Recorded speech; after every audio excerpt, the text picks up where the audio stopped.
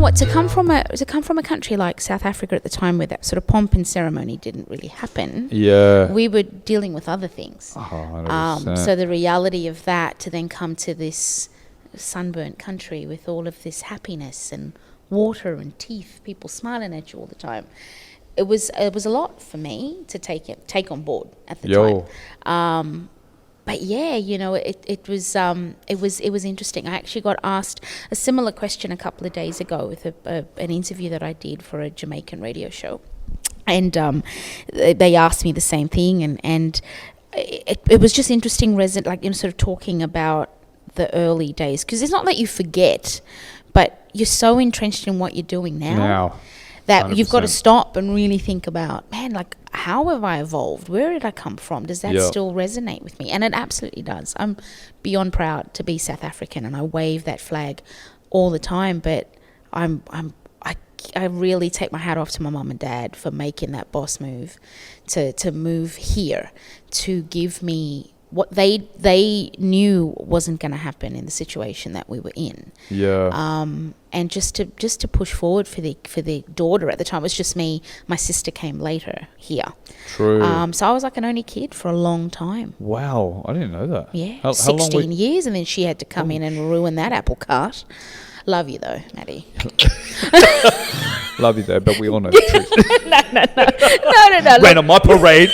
My bicentennial parade. 16 years on my own, I was fine. But no. Seriously, Mum, they tried to have another child for quite a while. But I think just with everything, South Africa and moving here and trying to assimilate into a very, very white Australia back then. That's crazy, because I was actually going to say that was actually sort of a little bit of a second question as well. Did I ruin it? Like, Sorry. No, absolutely not. I can let in perfectly. Have you read my question sheet?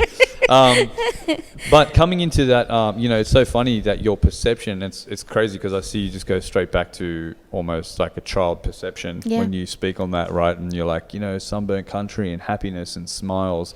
But then quite quickly you would have learned about still like ignorance and racism. So how as a kid, I mean, look, obviously you would have, coming from South Africa, and you've obviously would have been dealing with issues there as well. But coming here to be hit with, oh, wow, happiness, great, wow, teeth, and, everyone's harmonious, and then be like, oh, no, it's still racist as shit. Still racist. It's just a facade. The facade gets you in.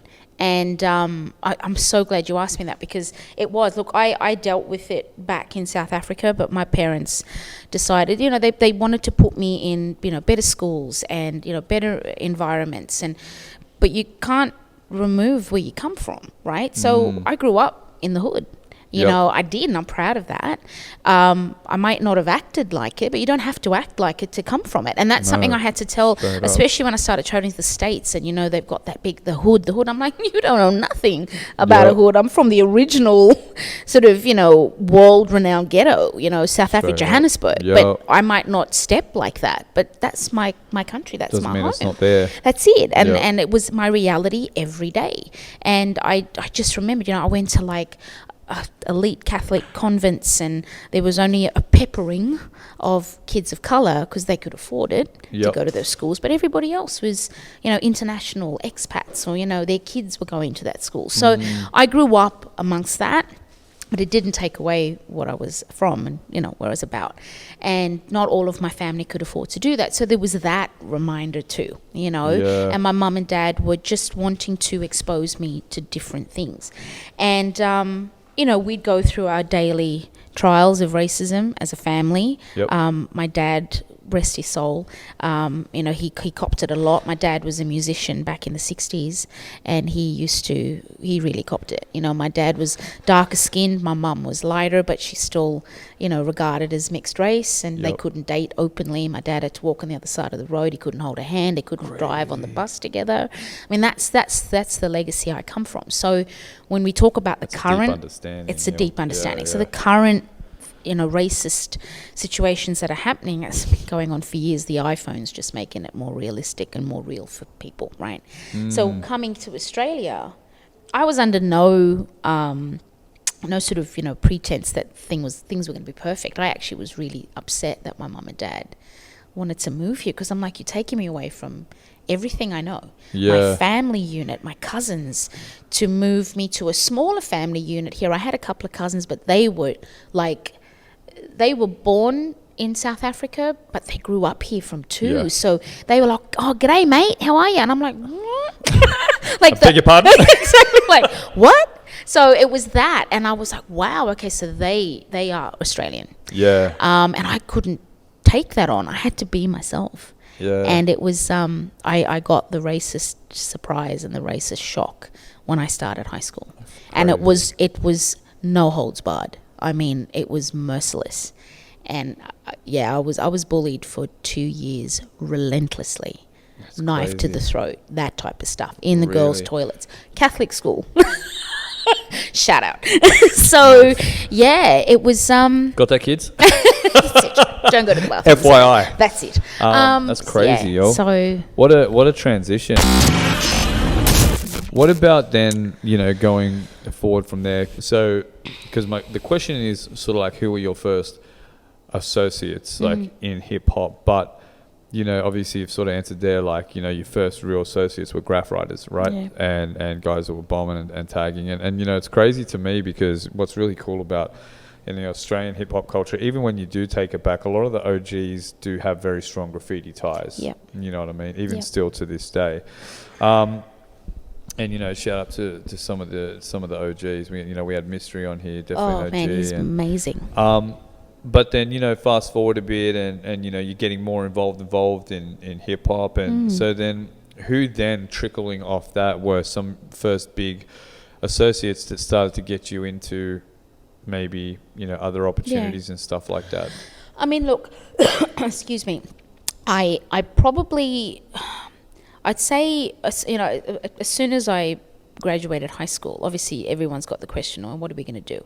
I didn't make it into uni. I think my year was probably the worst year scaled on the ATAR. I couldn't even become an ant farmer. Let me just tell you, that's how bad our whole year was graded. It was back then when they used to grade. Yeah. Even though I'm sure my HSC results were fine, I was always like an average student, excelled in English, everything else. You don't say. Yeah, you don't but say. So I anyway, thought I better make good of that, because everything else paled in, income. Yeah. Thank you.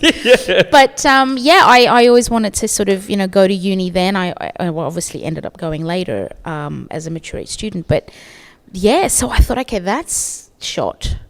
What do we do now? So trying to find out what I was doing, I ended up really wanting to pursue hip hop, I think early 20s. Really? So it gave me a couple of years. I obviously built up my music bank and what I loved, and I realized I didn't really like the harder rap. So even though I was introduced to it via the NWA and the Public Enemy, and even early Park, great. I always carried Park with me. But I think as I developed, especially as a female trying to find her way and try to find out what hip hop meant to me, Gangsta changed the game for me. Gangsta changed the game for me. Primo, his beats, What Guru. album was it? Step in the Arena? Man, the one that had Royalty. Moment of Truth. That's it. Yo. And Discipline. That was no. I think Discipline came after. I think it was on that Greatest Hits. Yeah. Because those two songs, it changed my understanding of what hip hop meant to me. Yeah. And it was that then propelled me to want to pursue something further in hip hop. I ended up being in the fashion industry to start off with. Really? Right? Yeah. Always wanted to be a journalist, always wanted to be a writer. But of course, at that stage, like I said, the ATAR was crap. I probably couldn't have even worked as a janitor at the newspaper. You know what I mean? At the newspaper. So I thought, flip the script. What else do you like? Let's go into fashion. So I went into fashion business management, got a degree in that, and I ended up being a fabric consultant. I sold fabric to fashion designers. So I worked with the likes of Camilla and Marks and all those people. I love this shit. This is so Yeah, dope. yeah. Okay, crazy. I'd like to think I've kept some of it. Probably not. Maybe the pearls, the embellishment. As an ode. So you kicked off that? That's what I did. And then, but the hip-hop thing was always in the back of my mind. But what do I do? What do I know? How do I get into this? I wasn't hanging out, per se, in clubs. I mean, I was going to the Madness, those clubs back in the day. Shout out to Rodney O. Great clubs, you know what I'm saying? Yeah. But at the end of the day, it wasn't enough to drive me to go, I want a career in hip-hop. So it must have been maybe another 3 years after that. I left the fashion industry, died out. It just killed my life. It wasn't what I wasn't built of that. And I just started I think I got a government job, just in there doing whatever. And I was looking through 3D magazine, like 3D, shout out to 3D. 3D World, yeah. 3D World, that's where I got my writing break from. But I didn't actually start writing for 3D at that stage. I saw an ad in the paper for a female radio presenter at 2RDJ, 88.1 FM. That was the first radio station I started my radio career. Yes, but I mean, that question was down the road, but you're fucking mad. So this is where it kicks in. All right, sweet, I'm ready. Yeah. So here we go. So I thought, wow, that's an interesting placement. Yeah. Whilst I'm on break at my government job, might just do. So I gave them a call. Yeah. And I was like, how do I apply? Do you have any experience? No. I can't speak lovely, though. Lovely speaking voice. I'm sure we can do something with this. Exactly. What is it? Love song dedication. That's it. Yeah. Richard Mercer. Remember Richard Mercer? He's still around? Richard? Don't know. I'm not going to bank on it. Shout out to you, Richard. If you're watching Godzilla, you should be. And not the movie, the podcast. I wish Richard Mercer was... That would be like... we'd make our day, right? Jeez. Yeah. So anyway, so I applied and they gave me an interview. I came in. I had no idea. I just was like, I want to give this radio thing a shot. I knew enough about radio thanks to Hot 97 and Angie Martinez. That's so, most of the females you'll talk to from my era will always remember Angie Martinez as being the voice of New York radio. And I just thought, well... And a strong female man. A strong and still strong and respected female, 100%. Right? Love that woman. It's a bucket list interview for me. We'll get there, Angie. I'm coming for you. Tag Angie up in this. To Angie podcast. If ever you're in... Let me just quickly tag Angie up in this. That's it. If ever you're in Sydney. So anyway, so I did that. And then I just went through the rigors of radio training and ended up, I think probably about 8 months later, I had like the worst startup radio show time ever, 2 to 6 p.m. on a Saturday morning. Oh. And it was a wonderful eclectic blend of EDM and hip hop. Wait, did you say Saturday morning? So Friday, so 2 o'clock in the morning on a Saturday through to 6 o'clock in the morning. So it was a 4-hour graveyard shift. So I'm like, is this going to be played in the graveyard? Because who is up at this time? You just got Rookwood Cemetery hooked up on all corners. That's it. Yeah. That's it. Beats for the dead. That's it. I think that's how the grave Beat you to death. That's the tagline. I'm joking. Yes, that's it. So that was it. So so I think it was for about 4 to 5 months I did that. It was hard, but I had to put in the hard yards. Because you had to be there. I had to be there. It was none of this electronic stuff that's happening today. Analog. It was everything. Push, the tape thing, the CD would get jammed. Sorry for the technical difficulties, ladies and gentlemen. They're like, who's listening? And then you just get a call from a truck driver. Oh, g'day, love. Love that little bit too much of the swearing, though. Do you have something by Kenny Rogers? Click. He'd ring back again. Sorry, you're breaking up. You're breaking up. This is it. But you know what? It gave me the training ground I needed. And I had to just prove myself how to deal with stuff. And then, I put in a submission for a better time slot. I've killed a mic. That's how much I'm talking. Is that... We'll just make sure for... Am I testing? Good? All good? Yes, wonderful. Yeah, cool. Has that ever happened to you before? You've had to change a mic live? Man, I'm the first. Are you talking? I am. Talking some fucking truth bombs, wearing it out. Should I take that as you're talking too much, Max? No. Let's just, It's just like, I've killed the mic. This format is unplugged. But Yes. Well, to answer it, because I know, so that you don't have to repeat, because I know it's... I started the writing sort of, it all happened simultaneously. Like the DJing really took off like many years later, but I had gotten into it and I was doing it. So I answered the DJ question much later than when the writing started. So writing started first, okay, intertwined with the radio. And then it was years, because remember I had my radio show for 10 years. Okay, so it took a while to build it up, and promoters were asking me constantly, and I kept turning them down, going, I'm not ready for that. That's not the exposure I want. I'm happy to just print radio. But with 3D, I think I was referred to 3D. I don't know if it was just in the traps with knowing people and, you know, hey, do you want to write some? And the editor of 3D, man, she was dope. I wish I remembered her name. There were a couple of them, but there's one. She really knew who to give feature articles to, who to give the hip hop reviews to. She just knew. And I think when you have a great relationship with an editor, you pretty much, it's Bob's your uncle. You know what I'm saying? Yeah. So she knew my passion for it, and it would start off with like CD reviews, right? Album reviews. And then it was club reviews. Don't ask. Maybe ask me at 9.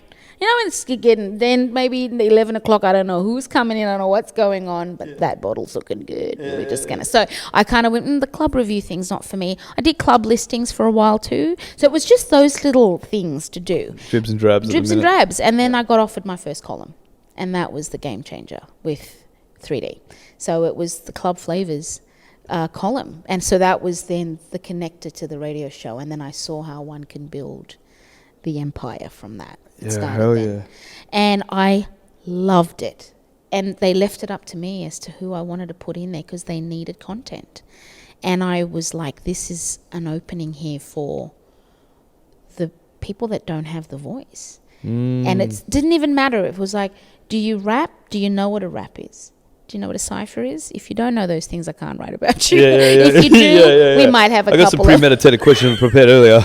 Do you know what rap is? That's it. Hip to the hop. Exactly. And there were some people, you know, they come to me and they kind of go, hey, I saw your column. Can you write about me? And I was like, yeah, you know, what do you do? And that was that. And then that started that love affair with the historical content of people, how they started their journey, not knowing what was going to happen later in my life as an author and to where I am now.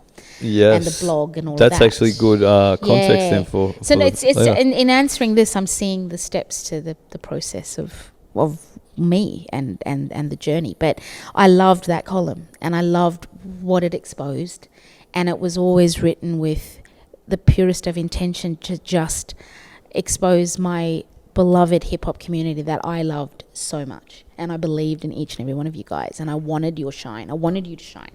So I would very rarely have internationals in that. It was just locals. No, which is crazy, and that was actually what was crazy about it. The other thing is like, you know, it's a pretty dog-eat-dog industry and scene specifically because, you know, look, no one's really eating. Everyone's trying to eat the most.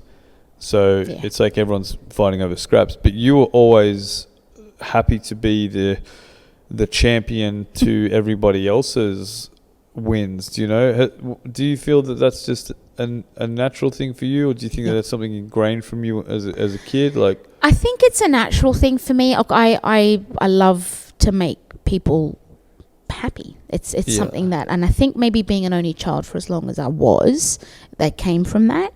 Maybe my upbringing had a little something to do with that too, but I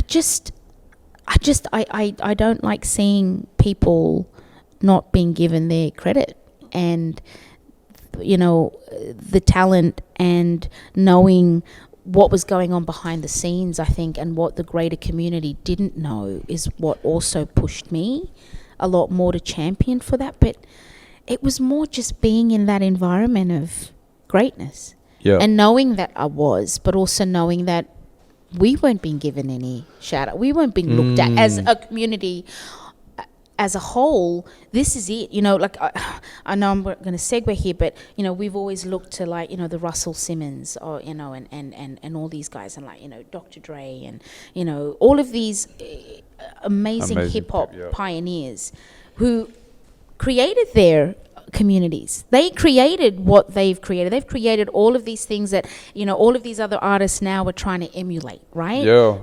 it started with them, and it started with Tupac, and it started with maybe even obviously going back, Cool Herc with DJing, maybe even a little bit further back. It starts with us. It started with us, as far as I'm concerned, with the industry, if you want to call it that. But we weren't pompous enough to call it that. It's the community, until people started getting signed. Then it's the industry. Yeah. I didn't want to get into all of that wank. No. Never did, never ever wanted to. So I always kept it at that grassroots. Keep it a buck. Trying to. 100%. Well, tell me this then, right? Because then, the sort of deterioration of that first wave, because it was, and I think that a lot of it had to, and this is, ultimately, this is just my opinion. I can't really, it's not fact, but I think that maybe a little bit of a lack of identity initially was probably what was the curse to the scene. It's very Americanized, very packaged, and we hadn't sort of really gained our voice. Underground really certainly had, but they were very fucking staunch about it. They'd shit on, rather than being embracing of kids and trying to up them, so much. They were like challenging them and try to fucking boot them out and keep them down. So much so, and thank you for reminding me of that, but there were a couple of, times where I had the opportunity to interview some of the underground artists, and they refused because it was 3D and it wasn't real. Yeah. And so that made me then go like, well, what's the great divide here? Because we're all part of this pool, but you couldn't say that. It was almost taboo to put the two together. 100%. I suppose as well, like, it's indicative of immaturity, right? And I'm not saying the individuals. Yeah, just I'm saying of the culture and the scene at the time. First book release then. That was a hard one. That's a hard one to talk about because my first book, like I said, it's 7 years. It took me lots of drafts, lots of stops. Everyone was mentioned in it. Everyone. Yep. It was like a love letter to every single person that I've shared time and space with in this community. Yep. Written with pure intention. A lot of people are all on that gossip. So hot. It's not. I'm not about that. Yeah. It's certainly not in print. You know what I'm saying? Like, let's just let me this is my moment. No, it's an homage to the brilliant, the talent, the hardworking behind the scenes people. I mean, we had everyone in there. We had the rappers, we had the DJs, we had the media people, the PR people. We had every single person that I've spent time and space with was mentioned in that book. But writing it, cathartic experience. Yeah. Awesome, right? Bit long-winded. Okay, Maxine had 800 pages. No one. That's a thesaurus. We're not KRS-One, Max. Let's just dial it back. That's not the Hip Hop Bible yet. We don't have that many hours. No, we're not. So, and then I guess it was just trying to find a publisher. And I didn't know anything. I just knew I had this great book and I wanted to share it. And so, I was doing this entrepreneur class at Sydney Uni. And the guy that was teaching it, he started his own publishing house. And great opportunity. And a lot of them wanted to write books. So, I've got a book. Yeah, narrative changed a lot. Really? Yeah.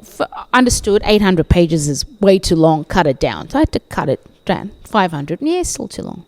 Wow. Cut it down more. No one really cares who you are because you're no one. It's what was told to me by a couple of the editors that were editing it, and no one really cares about hip hop. Really? You you step out of it, you'd be like, "Look, I know you can't. I know you don't because you've been shitting on me this whole time. But if I actually step back into myself." Would you actually listen for a change? That's it. And it was a constant. And I was like, you don't know the reality better than I do. And I'm not speaking on behalf of these people. This is my experience. Yeah. So it was part sort of memoir, like, of my journey to that point as a woman in hip hop in Australia. And it took into account into everything, like what we've just spoken about, the Club Flavors years. When I went to New York for 6 months and pavement pounded and met Jay-Z and went into Bad Boy Records and asked to speak to Puffy so I could get representation for the DJs here. Didn't get Puffy, got his intern. But, meeting Busta Rhymes and having a Subway sandwich with him, like this was off Facebook, but it happened. Yeah. Meeting Chris Lighty, God rest his soul, and him telling me to go home and make it happen in Sydney, make my mark in my own backyard Yeah. and not become another number in New York City. Yeah. These are gems that you can never ever dismiss. So, and to have someone who has no idea, no respect for the industry, no respect for the culture, tell me that no one's going to care about this book. So let's just do it as a how-to manual. That was a tough pill to swallow. So 100%. I pursued with it because I promised it, and I promised myself that I would deliver it to the community, and it came out, and it was very different to the current experience that I'm having with this book. Yes. It wasn't really received by the community. Some it was, a lot of others just that I didn't expect. Bypassed it. Yeah.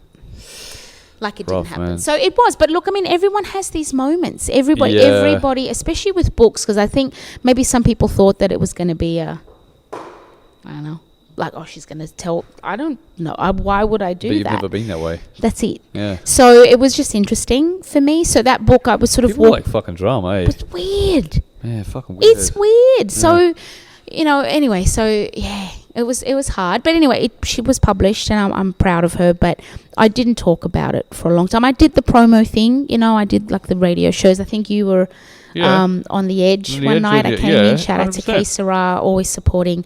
Came on there. We spoke about it. You and I had a chat too about it, and did all of that stuff. And then I just sort of left it. Because it hurt. It hurt for a long time to know that I'd gone through the pain of the cathartic experience, writing out those memories, sharing that. It's a vulnerable position to write a book, especially when you're writing your feelings on being a part of a community. So you're not talking for those people, but you're talking about your experience with them. Yeah. So there was trepidation. Yeah, and then to have it, no, cut that in half, crap that. No, you can put a small picture of yourself on the back, like, I'm sorry, I'm paying you to Front page, bitch. This is it, Yeah. So that then was the push for me to, if I ever wrote again, do it on my own terms. Man, 100%. And you obviously transitioned into that now, and it's funny you say that, because now it does have a certain level of peace. Yeah.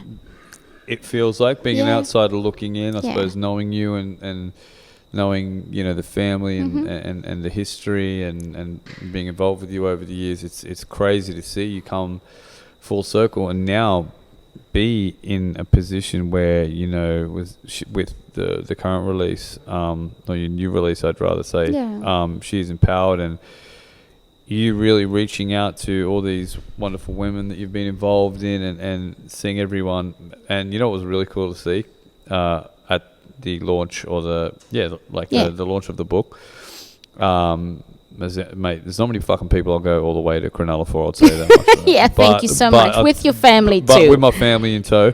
But what was crazy to see was just, I love the men there. Yeah. Big shout out to Zig and Kev and Kev Hannibal and Mike Champion, of course, and obviously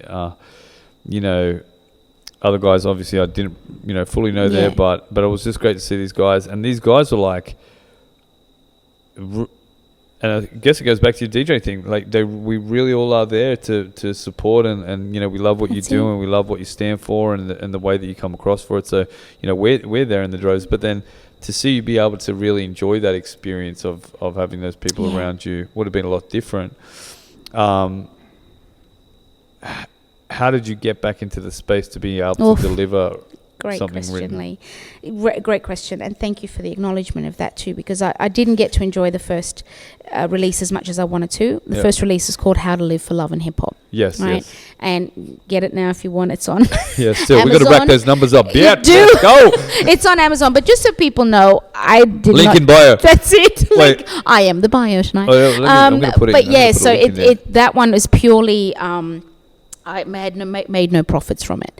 Paid to get it published, made no profits. Went entirely 100% to... Talking about my hip-hop career, let's go. 100% it's a wrap. to charity. That's it. Opportunity Australia is where that one goes to. So I'm happy. Whoever purchased it, thank you so much. But, fast forward, what are we looking at? That one was released in 2015.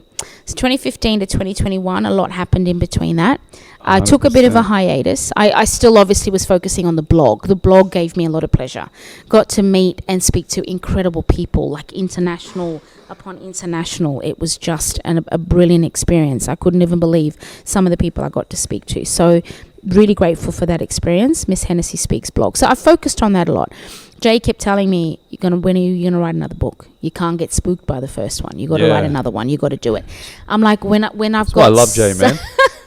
So when we're not around, Jay's just in the corner. I reckon you'll be sleeping and be like, you got to write another book. That's it. Constantly. In your ear, and you'll be like waking up and be like, babe, what's up? I've got to write another book. I just had the stream. It was yeah, like, babe, you do you. You do you. Whatever you go, think. girl. Like this. Yeah, That's man. exactly You know I'm here to support you, right? Like whatever you choose to do. He was like that for a while, and then I had to tell him to shelve it for a bit because I just wasn't ready to put pen to paper in that fashion. I needed something to drive me a little bit more. Yep. So How to Live for Love and Hip Hop out there, super proud of it now, and I'm hoping to do a re-release of it because it is a brilliant book.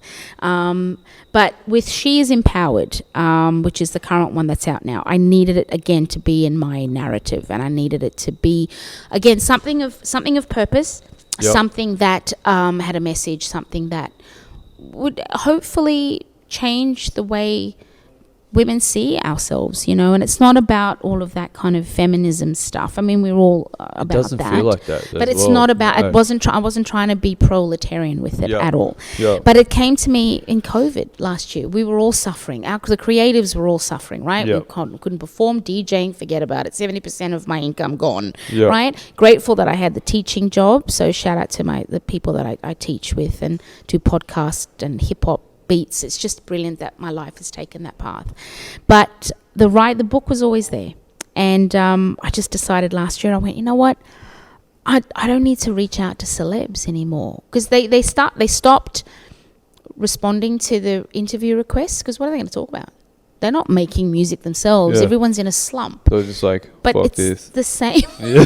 It's like a merry-go-round, and I'm like, need to reach out to the people I know here, and I thought, what better than to reach out to the sisterhood that I know and that I respect. And there's some superheroes in this community, man. There is, and when I say community, I don't mean the hip hop community. No. I mean outside of it. There's a couple of hip hop ladies in there, but outside of it, the women in my circle. I was like, these women have voices and stories that could change the world, and they're just mums. They're working mums. They're single mums. They're entrepreneurs. They're great business women. They're media personalities. There's a whole gamut of women in there that I went, could this work? You know what's crazy? Hearing you speak about it, something that's sort of sticking out is that, like, although that first experience might not have been worked out ideally, if you hadn't have had that experience, you wouldn't have been in the space that you would have been in to then go like, okay, cool, I've done me as a strong woman, done my story. Yeah. Now let's go outwardly and look at the same story, but everyone's unique. Absolutely. That's crazy. Absolutely. And I needed to go through that first one. I needed it. I needed to feel that sort of, wow, and to go, oh my God, that sort of vulnerability really sort of shut down, and I had to work through all the emotions that came with. And now I'm super proud of the first book again. It's just it's an interesting journey that mine takes you on.